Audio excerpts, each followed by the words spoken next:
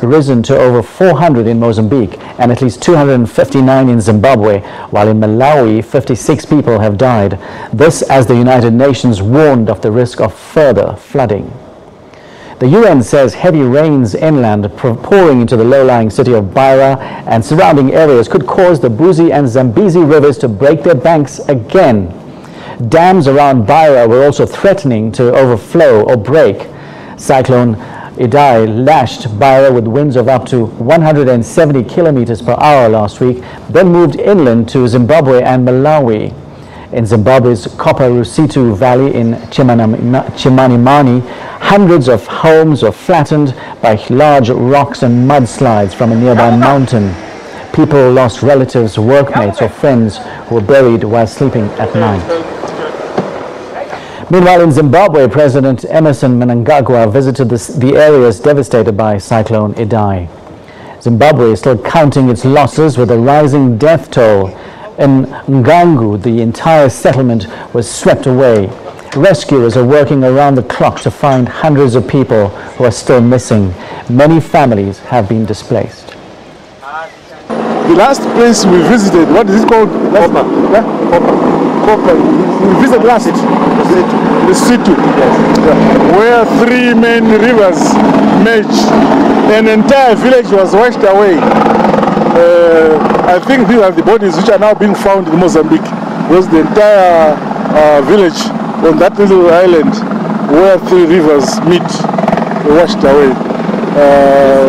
But it's in the Situ, but we hear that some bodies have been recovered in the Mozambican side, but because of the passage of time, some bodies have now been buried. We still have no access to the Mozambican side, but our military personnel are on their way there.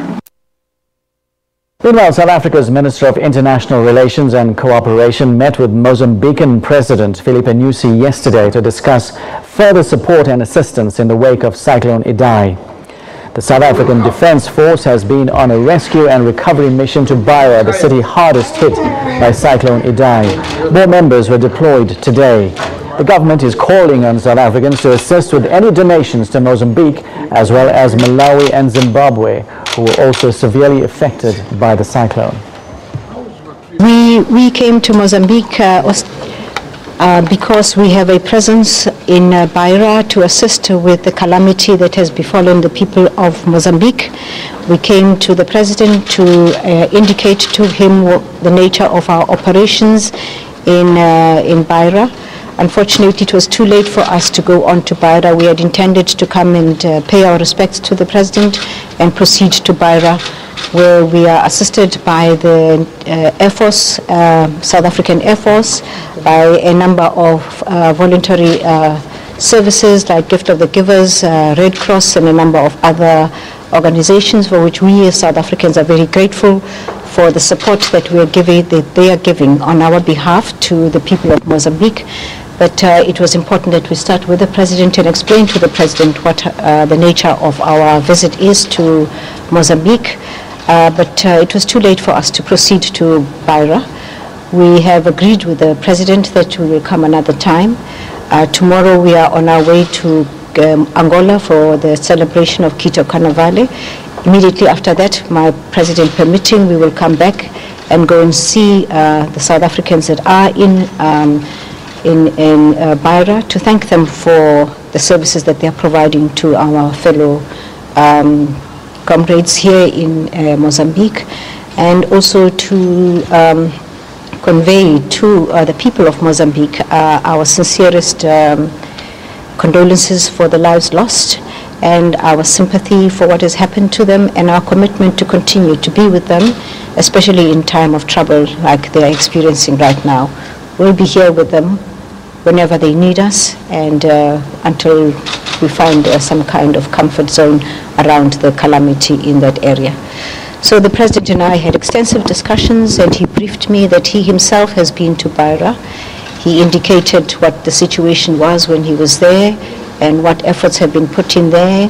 He's very grateful for the support that the South Africans have provided. He's very grateful also for the support that is provided by other countries that have come forward to assist. And we're hoping that very soon we'll be able to get beyond the situation we're in now. We hope that the rains will subside, because if it continues raining, then we might have a problem with the levels of water in the dam. That would be a great disaster for the people of Beira. But to the people of Mozambique, these are the people who assisted us overcome the evils of apartheid and get back home to be a democratic state. And any time that we have the opportunity to give back what they have given us all the time that we were here, we are always very ready to do that. The United Nations International Children's Emergency Fund, UNICEF, has called on the international community to send aid to the 3 countries affected by Cyclone Idai. Many people have died and many children have been orphaned. UNICEF says it needs $30 million to assist children. The agency's executive director, Henrietta Fore, says they are working hard to try and unite children with their parents. She spoke to SABC foreign editor Sophie Mukwena. It's a critical time in Beira. It's at a turning point. The people of Beira are cut off by the water and by bridges that are down, and as a result, all food, all assistance has to come in by water or by air. It means that they don't have enough food, they don't have enough medicines or medical supplies. They just do not have enough of anything. When you go to Beira, you will see that there are roofs blown off of houses. People will tell you that during the night, as the winds first came, they were frightened, they were scared, and as the rain began to come down, they then just ran from their houses to find somewhere safe. So we visited 2 secondary schools where people, hundreds of people, have crowded in to live so that it can be a little bit safer, and there can be a bathroom, there can be a place where they can, out of the rain, sleep and spend the night. It's very difficult. Some of the rooms that we visited had children who could not find their parents, and we cannot find the parents for them. You know, at UNICEF we try to pair and reunite children and families, but we have put out the calls for the parents and there's no response, so we fear the worst. So it is just a very difficult time in Beira. We need assistance. South Africa has been extremely strong, sending help from the government to this government, because the air assets, the planes that have been able to help in Beira, have been crucial for their assistance. We have warehouses there with assistance. So our warehouse was badly damaged. We've rescued a few of our things, but you can see off to the side things that are ruined.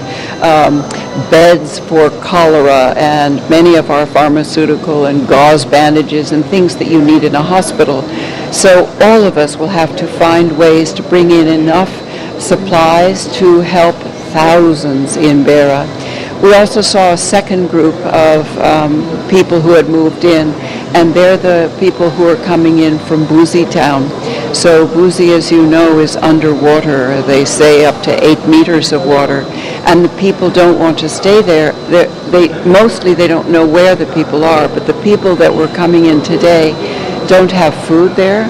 They don't have any sort of medical help, so they are coming into Beira. So Beira is now getting others coming in. So expect that thousands will be gathering in Beira in tight spaces. The next stage that we worry about is disease, cholera. We will certainly worry about all the diseases that are waterborne, because sanitation is not as good as it can be. With stagnant water, the mosquitoes will come in, so malaria will come. Without the hygiene, decomposing bodies, it will be difficult. So we've all got to be alert on that and to help them. The airport's open, communications are now back to existing, so that means that the humanitarian actors will have a chance to actually coordinate with each other and help. But everybody's pitching in, but it's very difficult, and without the warehouses operating, without trucks being able to come in, there are not enough supplies.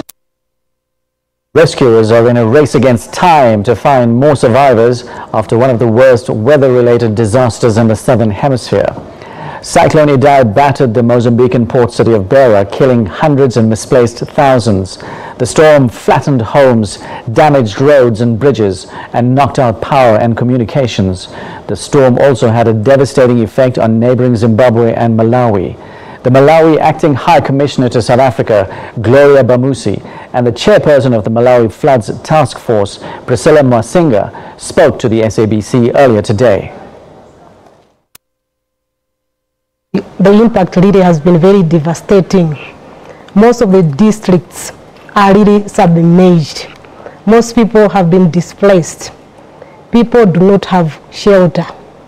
As we are talking now, people need food. The most affected are the children, women. So the picture there in Malawi is really devastating and not good at all. Yeah. So which are the areas which have been the hardest hit, and why? Does it have to do with the topography of the areas or the terrain? The areas that have been hardly hit is the southern part of Malawi. The reasons really are topographical, environmental, and the like. The southern part of Malawi really is located close to Mozambique as it is. So as you can see, most of the districts that have been affected are the ones that are sharing borders with Mozambique. You know, in Mozambique we have the Indian Ocean. In Malawi we also have rivers that also flow into the ocean. So these districts are interconnected. So highly, the reasons are geographical, yeah, and natural in nature. Okay. Ma'am Priscilla, just how difficult it is getting assistance and food and medicine to the affected people? It becomes difficult, but we rely on goodwill of the people. We rely on well-wishers, both the community of Malawians in South Africa. As you may know, we had this disaster also in 2015. And it's very sad that it's continuing and we're having it again now. But in 2015, really, we were supported, highly supported by everybody, well-wishers, business, South Africans, other nationals from other countries, churches. So we're appealing, even now, to different groupings, churches, NGOs, companies, businesses. We're appealing for their assistance because we cannot do it alone. As a task force, Malawian in diaspora here in South Africa, we are already on the ground. We're already collecting clothing, non-perishable goods, blankets, whatever can help in the disaster. Water purification kits, we have already started, and we have identified churches where we can have drop centers, but also our consulate is receiving goods. And also there is a bank account. I hope I can give you details. Yeah, sure. Go ahead. It is a bank account. It is the Malawi Floods account details. Mm-hmm. The account name is Malawi High Commission. The account number is 0184789720001, and it is Standard Bank branch. And for anybody depositing in that account, they can just reference MW Floods, which stands for Malawi Floods. Please repeat those details, just for those who didn't quite get it. Okay, so the account detail for receiving donations for the disaster in Malawi, the account name is Malawi High Commission.